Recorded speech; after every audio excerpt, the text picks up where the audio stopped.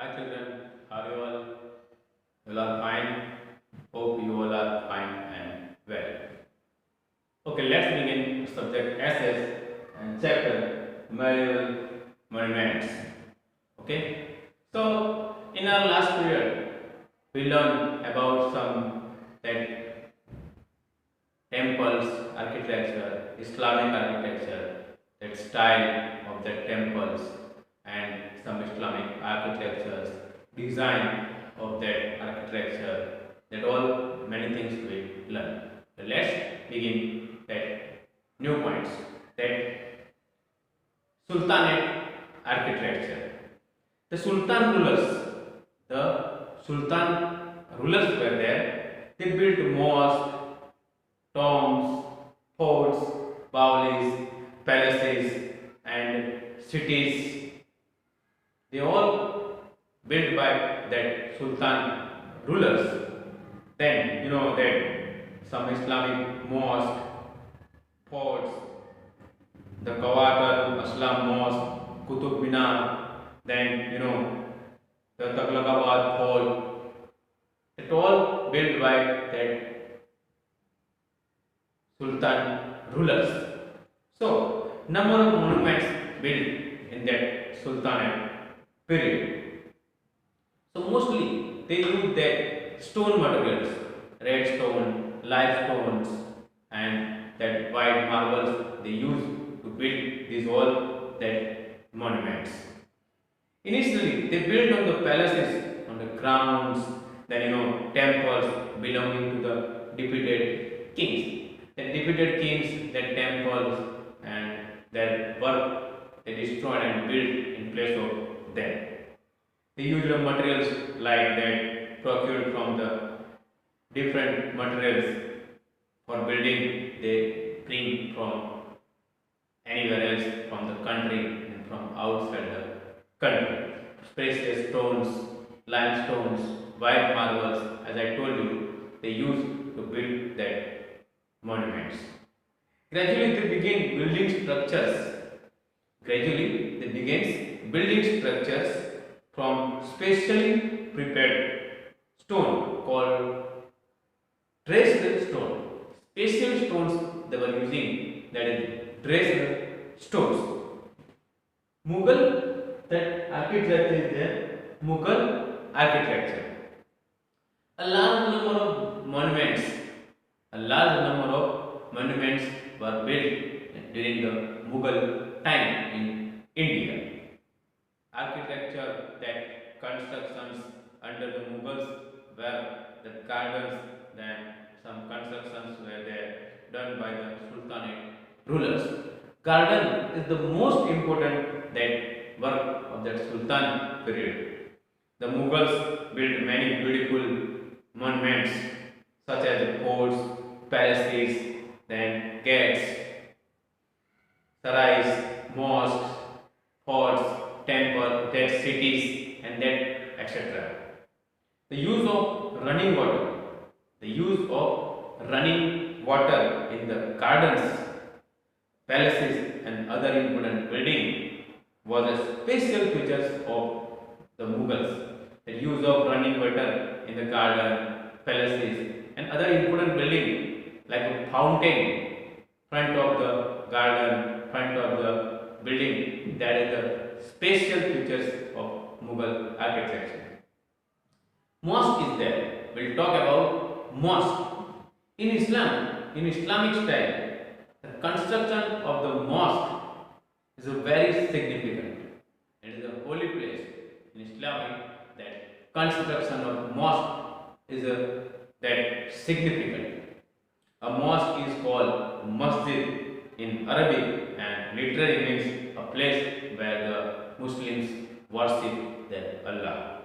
You know that Muslim rulers in India, many Muslim rulers in India built a large number of that mosques to show that devotion to Allah and to show that prestige and power and the goodwill of the people, means that goodwill of that common people and ulamas. A mosque has certain that specific features. Mosque they are building, it has certain specific features. It is generally an open courtyard, two prayer hall is there, and western side. Its direction is from the Makkah, from India to Makkah. The inside wall is there of that Mecca side and called mihrab, and it is properly decorated with the materials. This is the most sacred part of the mosque, that Iqbala is there. That is the most important part. Baulis and other water work. That Sultan periods, that Mughal periods, the Mughals built many monuments, and among that Bauli is also, it is one of the most famous work of that Mughal rulers.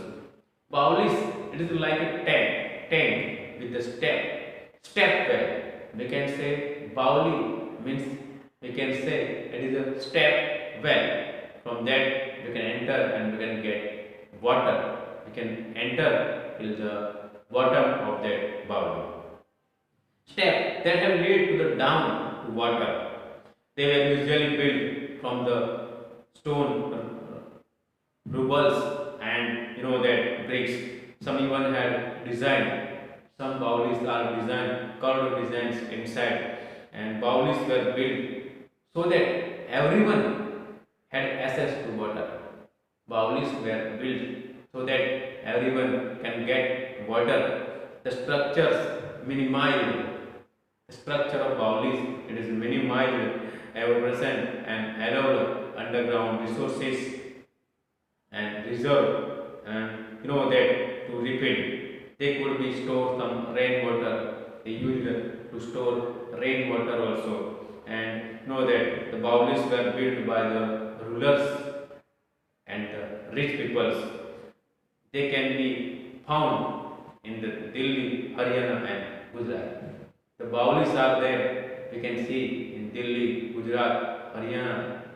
It was built by the rulers and some rich people. It used to get the water. The rulers also had that tanks, wells, and their canals built for irrigation, and maintained these all things they maintained for the welfare of the people. The bowlings, wells, canals, roads, it all were built by the Mughal rulers for the welfare of the people. Next thing is there, Havelis.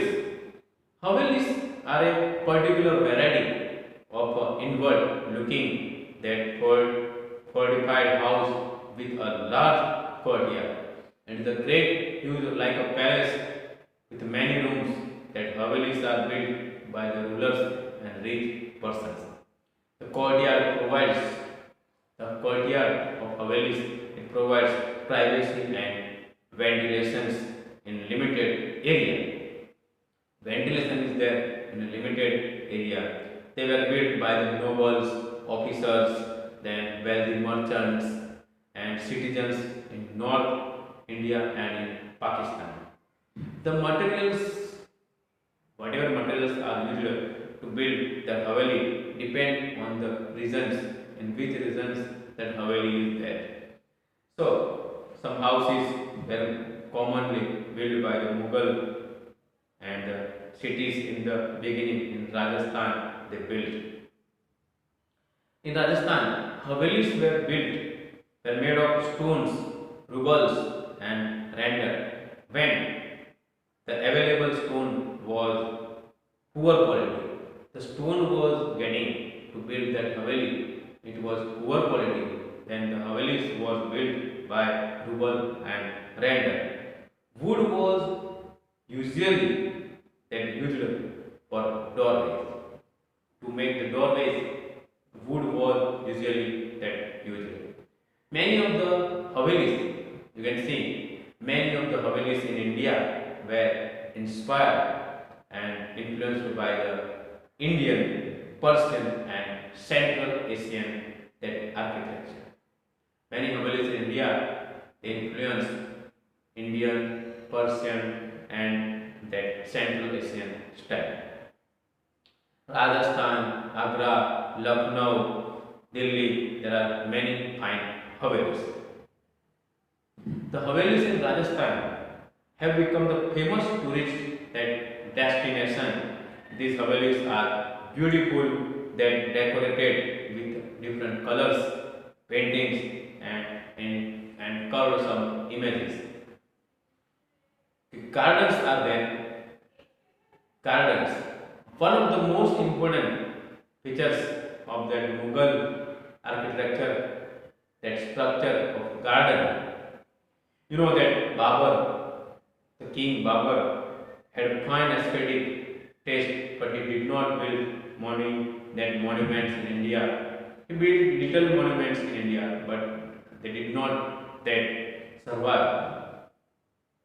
In his autobiography, he mentioned that he was interested in planting that plants and laying out the large gardens.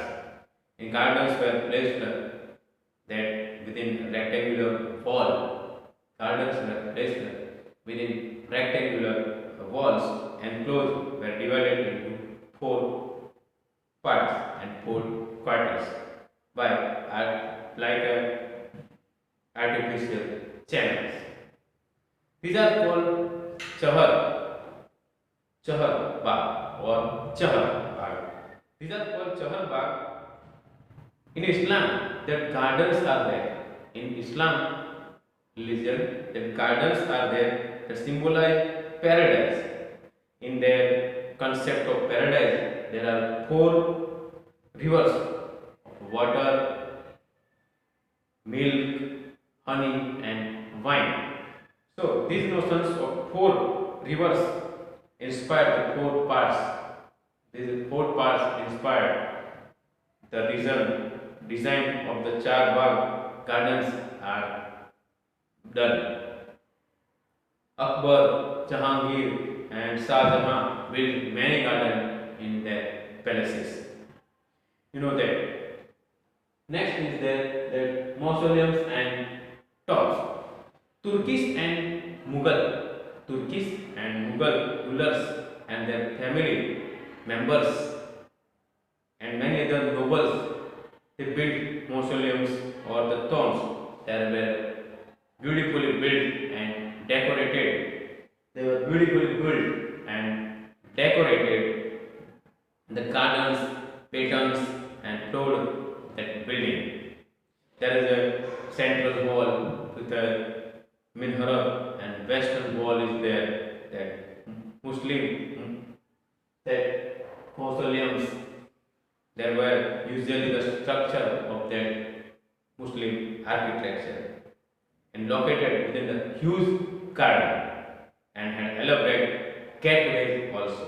The tombs of important that saints and some important rulers and religion leaders were called Dargah.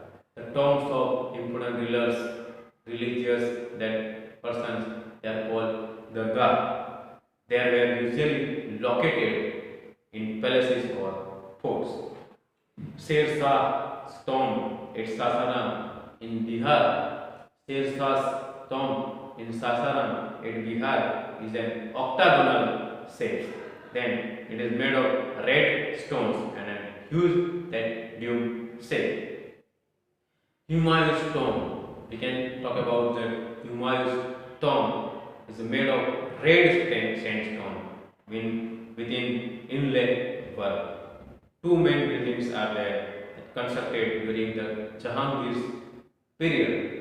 That Akbar's tomb at Sikandra and the tomb of the Ihmad ul Dawla in Agra.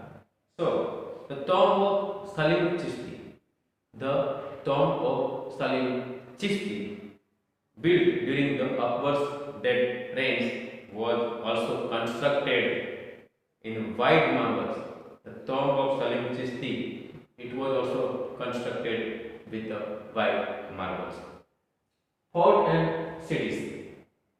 During the medieval period, you can see that rulers built many forts and fortified cities which gave their homes and kingdoms their powers, their prestige, their wealth. It indicated their wealth and prestige. It some that forts they built to defend themselves also. The sultanas and Mughal rulers, Sultan and Mughal rulers built many of these that wall constructions. Forts were usually built on that passage like on hilly areas. On the top, they built that fort to protect themselves. Forts also had certain man-made that defense. In forts, you can see that some man-made defense system like thick wall and sometimes double walls, strong. You can see that gateways. Whenever battle happening, then many soldiers can stand on that wall, that way wall. The medieval kings often built grand palaces and in new cities shows that prestige, wealth and power. Humayun laid the foundation of a new city. It is called Dinpana, but it was later that he was lost war with the Sher Shah. He flew away, so it was not completed. And later on, Sher Shah that renamed it Shergarh, and now it is called Purana Killa. The Agra fort it was constructed by Akbar is made with the red sandstone. Within the Agra fort, there were some 15,500 buildings of red stones, and many of were later pulled down by the Shah. So Akbar's greatest that architectural work is there that lay in the construction of capital city Fatehpur of Sikri. Most of his buildings like that complex made with the red sandstone. The tomb of Salim Chishti. Then you can see that some of the important buildings in this complex are Panch Mahal, Diwane Khas, Turkish sultans, and were built. So, buildings and materials. So, the buildings and materials usually to build different architectures they bring from the different parts of the countries like that regions they were building, so they bring some materials like from the different countries. In most parts of the India, earliest that buildings were made with the different materials. That wood, mud, redstone, sandstone, white marbles. These all materials they use to build these gardens. During the Sultan period in North India, we see that structures like Qutub Minar, we can see that complex structure and many other materials built with the sandstone, marble and light marble. The slave Khilji dynasty used the red sandstone at their building materials. The Rajput, some palaces, they use brilliant use of mirrors and beads work, and the Mughal mainly maintained use the red sandstone, white marbles, and other materials to build that. The main construction was easier and faster. Monuments, source of history. Monuments give us that important things. It gives us important knowledge about the rulers.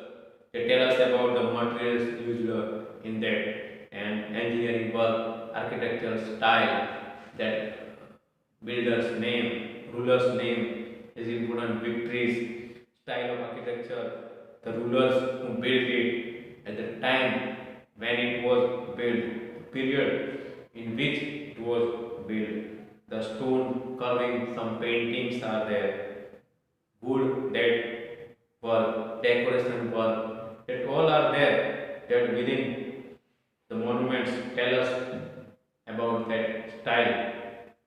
Various inscriptions on the wall, beams, floors of the monuments give us information about gifts and donations offered by the kings and the different nobles like queen, nobles and other important officials.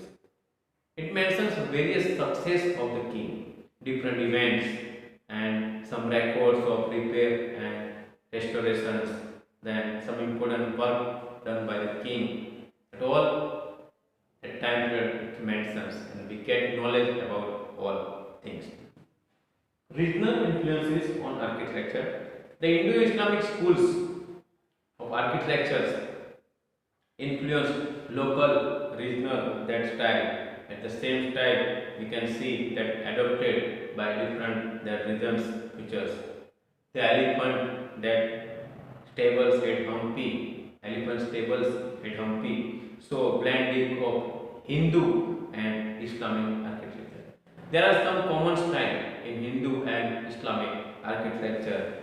At Vrindavan near Mathura temples were constructed a style similar to the palaces built in Fatehpur Sikri. Some things are common that Mathura temples and the palaces of Fatehpur Sikri, the styles are simple. The Mughal also adopted various regional styles, beauty curved in the 14th century. Local rulers of Bengal developed a roof and that resembled. Even after the decline of the Mughal rulers, that Mughals authority declined, the architecture styles developed by them were adopted by many that regional rulers. The Mughal rulers end happened, but the style of the Mughals it was adopted by the many rulers. Many rulers adopted their styles, and it still that continued. Many that monuments done by the Mughal rulers still preserved, and you can see still they are in the same condition when they built. Okay, this is the nice chapter about the valuable monuments. Many monuments built by the Mughals and kings and the Hindu kings. So we learn about that all monuments and built by the Mughal and the Islamic architectures. Okay, I hope you understand this chapter well. Okay, thank you children. Bye.